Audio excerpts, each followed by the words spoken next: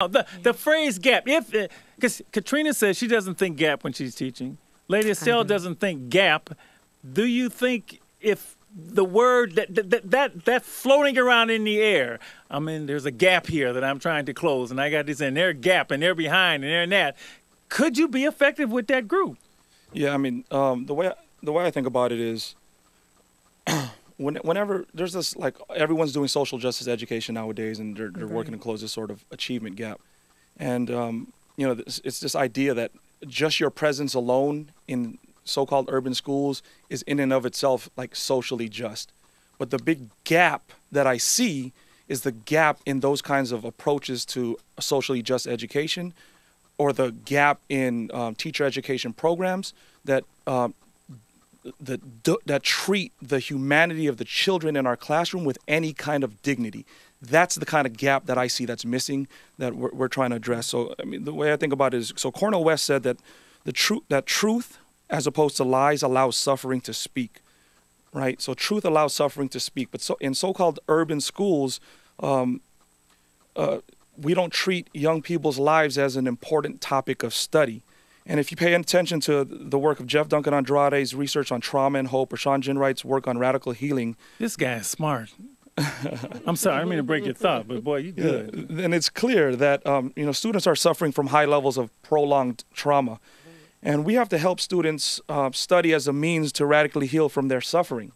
That studying must allow young people to explore what a student at USF, Richie Rich, says, explore the depths of their unresolved historical grief, and help them develop a deeper knowledge of and a compassion for self while developing a deeper sense of control over their life.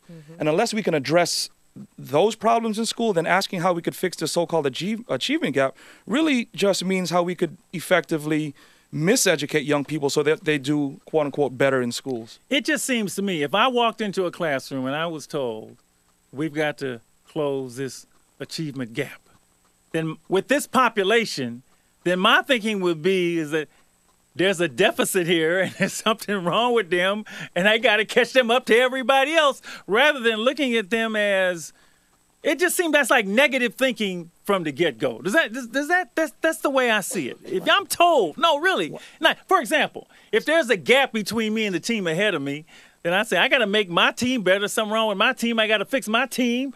But it seems like those that are successful with this population don't think that there's something wrong with them in the first place. And that's the problem I had with the whole achievement gap. That's, I don't know what you think about that. One last thing I'll say in response to that is, yes, I think you're right. There is a deficit perspective. So teachers are not trained to see what children actually bring into the classroom. So they pay attention to what they don't bring.